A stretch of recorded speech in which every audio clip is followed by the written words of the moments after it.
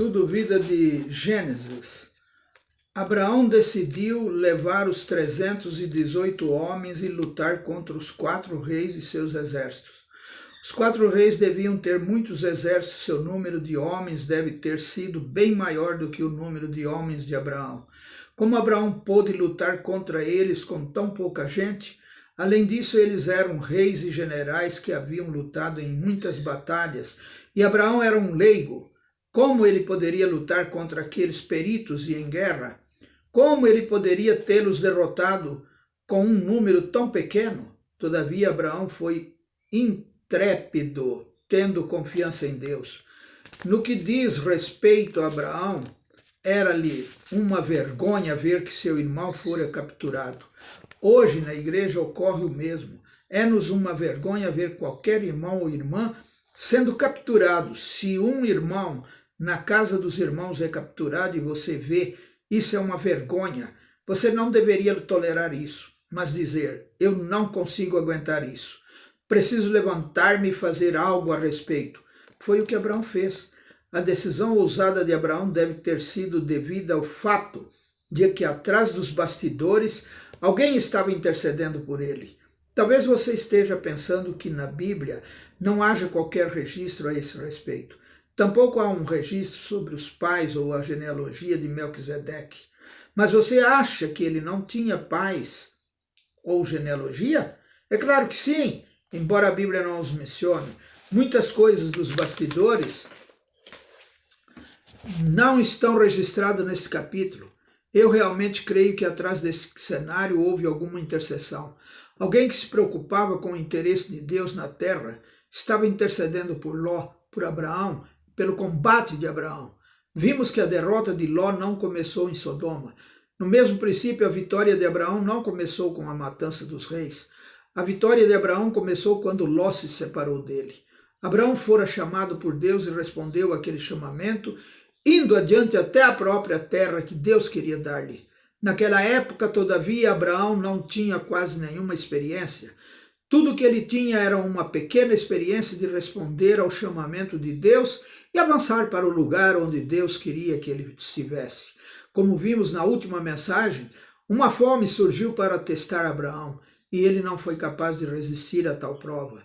Abraão falhou para com Deus, tentando por si mesmo ganhar a vida, através do sacrifício de sua esposa.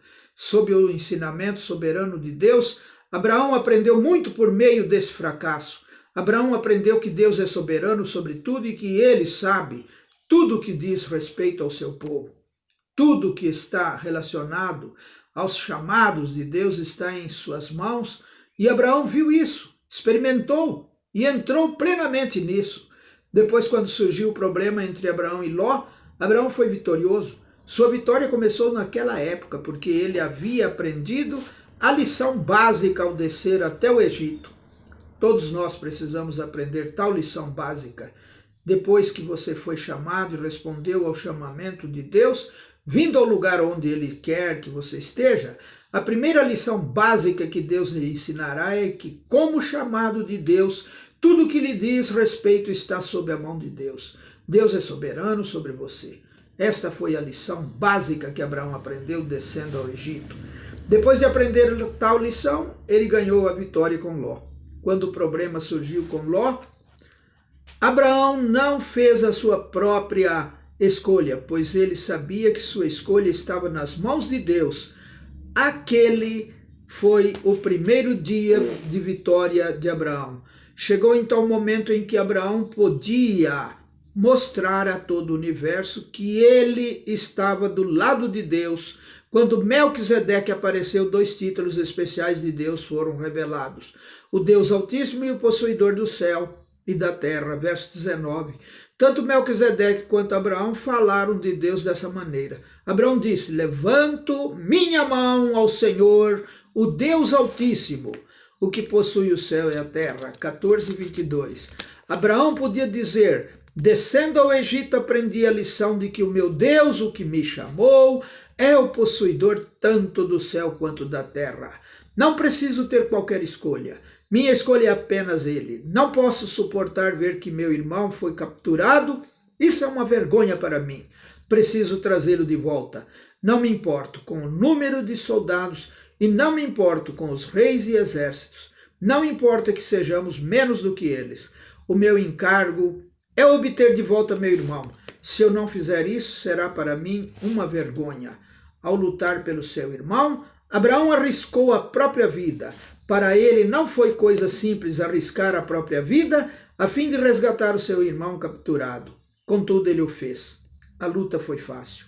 E Abraão perseguiu o inimigo desde o sul, por todo o caminho até Dan, no norte. Sua vitória deve ter sido o resultado da intercessão nos bastidores. Abraão alcançou a vitória confiando em Deus.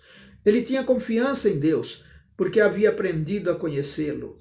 De semelhante modo, todos nós precisamos aprender a conhecer Deus. Precisamos aprender que mesmo hoje, a terra é de Deus. Deus é o Senhor da terra. Ele não somente é o Senhor da terra, mas também o Senhor do céu. Tanto o céu quanto a terra pertencem ao nosso Pai, aquele que nos chamou. Precisamos ter tal confiança nele. Se nos falta essa confiança, já estamos derrotados e nos tornaremos um Ló. Por que Ló foi derrotado? Porque, diferente de Abraão, ele não aprendeu a lição de que Deus é o possuidor do céu e da terra. Mesmo depois de ter sido resgatado, não há qualquer registro de ele haver agradecido a Abraão ou de ter tido uma palavra ao Senhor. Ló estava totalmente fora de função. De acordo com os capítulos seguintes, ele voltou para Sodoma. Embora sua captura fosse uma advertência para que ele não retornasse a Sodoma, ainda assim ele o fez, mesmo depois de sua captura e resgate. Vemos então que uma vez que você tenha sido derrotado, é muito difícil manter-se fora de tal derrota. Embora Ló tivesse sido derrotado, Abraão foi vitorioso. Essa vitória foi o auge de sua experiência exterior. Mais tarde, Deus veio para dar-lhe algumas experiências interiores. O ministério de Melquisedeque. Como foi possível que aquela pessoa que havia escapado viesse a Abraão? E como podia Abraão ter tomado uma decisão tão rápida e ousada? O que aconteceu para que depois de algum tempo o inimigo fugisse? Melquisedeque veio. Quem é Melquisedeque? Quem é Melquisedeque? Ele é um tipo de Cristo. Ele é muito parecido com Cristo. Quando ele veio, isso significava que Cristo viera. Ele era um tipo de Cristo, como sumo sacerdote de Deus. Isso não está revelado em Gênesis 14, mas é encontrado no Salmo 110. O Salmo 110 diz que o ungido de Deus, o próprio Cristo, é o sacerdote de acordo com a ordem de Melquisedeque. Uma ordem que é anterior à de Arão. Antes de Arão entrar para o sacerdócio, Melquisedeque já era sacerdote de Deus. O sacerdócio de Arão tratava com o pecado, cuidando das coisas quanto ao seu lado negativo. O ministério de Melquisedeque, ao contrário, é positivo. Melquisedeque não veio para tirar o pecado. Não apareceu porque Abraão pecara, mas porque Abraão obtivera a vitória. Melquisedeque não apareceu com uma oferta para tirar o pecado, mas com pão e vinho para nutrir o vencedor. Quase todos os cristãos consideram Cristo como sumo sacerdote que cuida do pecado, mas dificilmente alguém presta atenção a Cristo como sumo sacerdote de acordo com a ordem de Melquisedeque. Como tal sumo sacerdote, Cristo não cuida do pecado, mas nos ministra o Deus processado, representado pelo pão, pelo vinho, como nossa nutrição. Amém.